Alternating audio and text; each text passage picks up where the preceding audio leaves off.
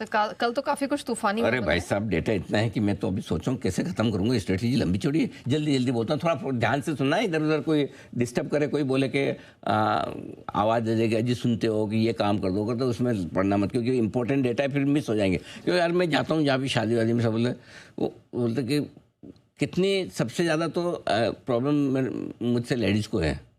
बोलते हैं सर वो आपका शो चलता रहता तो ये हमारे सुनते ही नहीं, देखते ही नहीं है। वो अपने हस्बैंड की आके कंप्लेन करती है। क्या करें, देखो उनका काम है घर के लिए पैसा बनाना, बनाने दो। हाँ, थोड़ी देर डिस्टर्ब मत करिए, तो थोड़ी देर बिल्कुल भी आवाज़ मत दीजिएगा, सुन लीजिए ध्यान से, डेटा इंपॉर्टेंट आ रहे हैं।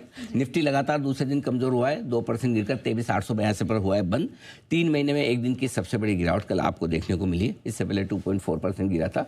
कल इंट्राडे में 23,805 का लो बनाया, ये आपके लिए हुआ। और एक सेकंड, मेरी विंडो बंद हो गई। हाँ, निफ्टी बैंक में आप देखिए, हाँ, दूसरे दिन कमजोर रहा है, 2.5% घटकर 56,742 पर बंद हुआ है।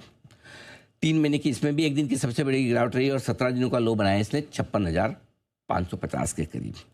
मिड कैप सेलेक्ट इंडेक्स की 2 दिन की तेजी पर ब्रेक लगाए, 1.5% घटकर बंद हुआ है। 1 महीने की सबसे बड़ी गिरावट हुई है, लेकिन नया ध्यान रखिए ये अभी भी इंपॉर्टेंट लेवल के नीचे बंद हुआ है।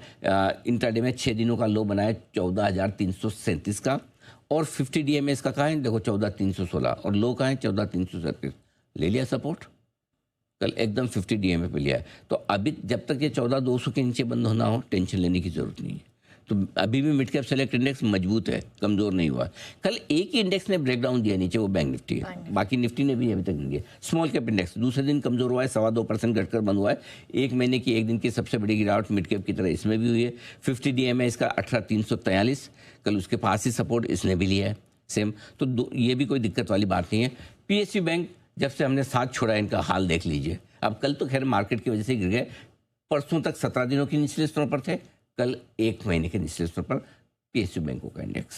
ओके सर, ये FIs ने क्या किया समझ नहीं आया, खरीदा है, बेचा है, खुश होना चाहिए, दुखी होना चाहिए? अरे तो मजे की बात देखिए नेहा जी कि हुआ क्या कि कल जैसे फिगर आए, शाम को आते हैं ना FIs और DIs के प्रोविजनल फिगर, दोनों के खरीदारी के फिगर, सब लोगों में अरे FI ने तो खरीदा, DI ने खरीदा, बेचा किसने? पहले मैं बताता हूँ बेचा किसने, पहले डेटा समझ लीजिए। लॉन्ग पोजीशन घटी है 0.11% से 9.25%।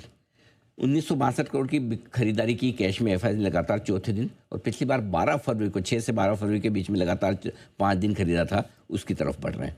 अब आइए 18 मई के बाद FI की एक दिन की सबसे बड़ी खरीदारी है।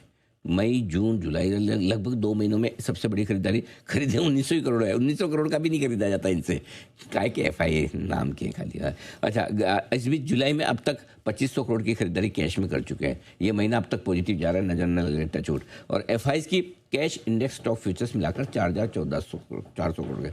अच्छा, हुआ क्या, कल मैंने जब शो में बोला भी था आज पक्का FI की सेलिंग फिगर आएगी, ठीक है, तो धड़ाधड़ ट्विटर पर इधर उधर मैसेज आने लगे, व्हाट्सएप पर, अरे सर आप तो बोल रहे थे FI की खरीद बिकवाली आएगी, ये किधर है, ये तो दोनों खरीदा है। मैंने कहा शांति रखो ना भाई, FNO के डेटा तो आने दो, भाव की कॉपी वो आएगी, FNO के डेटा आएंगे तब देखेंगे ना।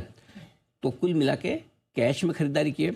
अब क्यों, अब आपको लगे ऐसा क्यों, क्या होता है, देखिए बात समझिए। FI और म्यूचुअल फंड्स वगैरह जितने भी घरेलू इंस्टीट्यूशन फंड है, ये इंट्राडे ट्रेडिंग नहीं कर सकते कैश मार्केट में।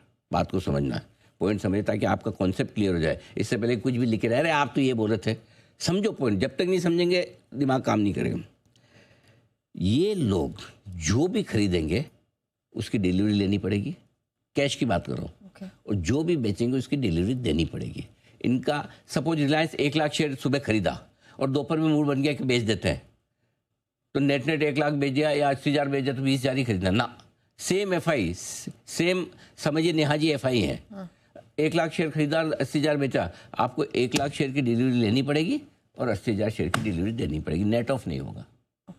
तो अगर समझो FI सुबह से तो मूड माहौल ठीक था 1:30 बजे तक, जब तक ट्रम्प साहब ने कुछ नहीं कहा, बराबर है, तो तब तक तो FI खरीद चुके थे ना कैश में। हाँ जी, तो उनका तो आंकड़ा अब ऐसा तो नहीं कहा, बेचने तो कहाँ बेच सकते हैं, कैश में खरीदा, FNO में बेच सकते हो आप। इसलिए ये 35 साल से घिस रहे हैं हम है ना, ये है। तो इसलिए बिकवाली का आंकड़ा आपको हमें पता था नेट बिकवाली आएगी, दिख रही ना स्क्रीन अपने आप बोल रही है 4,400 करोड़ की बिक वैल्यू आप से देखो। इंडेक्स फ्यूचर्स स्टॉक फ्यूचर्स क्या बेचे हैं आपके सामने, ठीक है, बेचे 4,800 करोड़ के इंडेक्स फ्यूचर्स, 1,575 करोड़ के स्टॉक फ्यूचर्स। आगे क्लियर हो गया।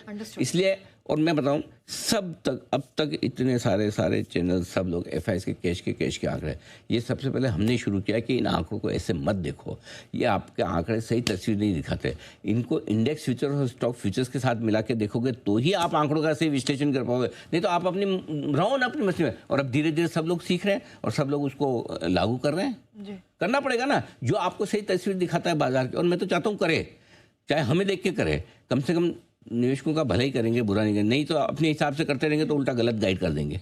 तो आपको नेट ऐसे देखना है। क्लियर है। अब रहा सवाल, एक तो एफआईआई ने बेचा, दूसरा नेचुरली जब चालू बाजार में इस तरह की खबरें आती है तो लॉन्ग पोजीशंस भी अनवाइंड होती है, स्टॉप लॉस भी ट्रिगर होते हैं, शॉर्ट पोजीशन भी बनती है, एल्गो ट्रेड काम करते हैं लेवल से, वो सारी चीज़ें होती है।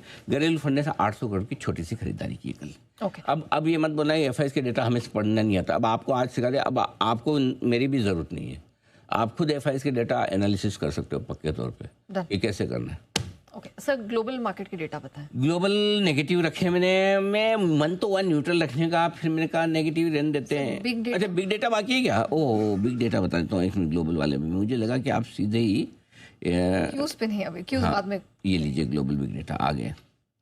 ओके, तो सबसे पहले तो ये कि नेस्डेक और को छोड़ के दोनों इंडेक्स अमेरिका के लाल निशान में बंद हुए हैं। डाउ 700 पॉइंट का उतार चढ़ाव दिखाया है, दिन की ऊंचाई से करीबन 400 पॉइंट गंवा कर बंद हुआ है, पौने 600 अंक नीचे बंद होता दिखा है। दिन के लोअर लेवल से करीबन 350 अंक नेस्डेक चढ़ा है, इनफैक्ट ये चढ़ा है और 50 अंकों की मजबूती के साथ बंद हुआ है। ये है आपके लिए। और कोरिया वगैरह में एक अच्छी मजबूती का माहौल देखने को मिला है। ठीक है, आज कोरिया ठीक ही खुले। करेंसी में आ जाइए, रुपए में इस वक्त अगर आप देखें तो मजबूती अच्छी होती हुई दिखी है। कल गिरावट थी सर 59 पैसे की। हाँ रुपए में सॉरी, कल 59 पैसे की गिरावट हुई, माफ़ कीजिएगा, कल गिरावट हुई है। लाइफ लो से 140 पैसा दूर है। बॉन्ड डील वगैरह थोड़ी सी 10 साल के ऊपरी स्तरों पर, ये थोड़ा सा चिंता की बात है। बॉन्ड डील बढ़ रही वापस है अमेरिका की। और बाकी तो क्या है, सोने चांदी में तेज़ गिरावट हुई, तीसरे दिन सोना चांदी दोनों ही गिरकर बंद हुए, तो वहाँ पर थोड़ा सा मामला ढीला ढाला सा नज़र आता हुआ दिखाई। ये आपके लिए सोने चांदी वाला मामला हो गया। मोटा मोटी यही है आपके लिए जो बड़े बड़े आपके लिए। कल सोना गिराए 1680 रुपये और चांदी गिराए 7,420 रुपये। ये है आपके लिए सारे के सारे ग्लोबल।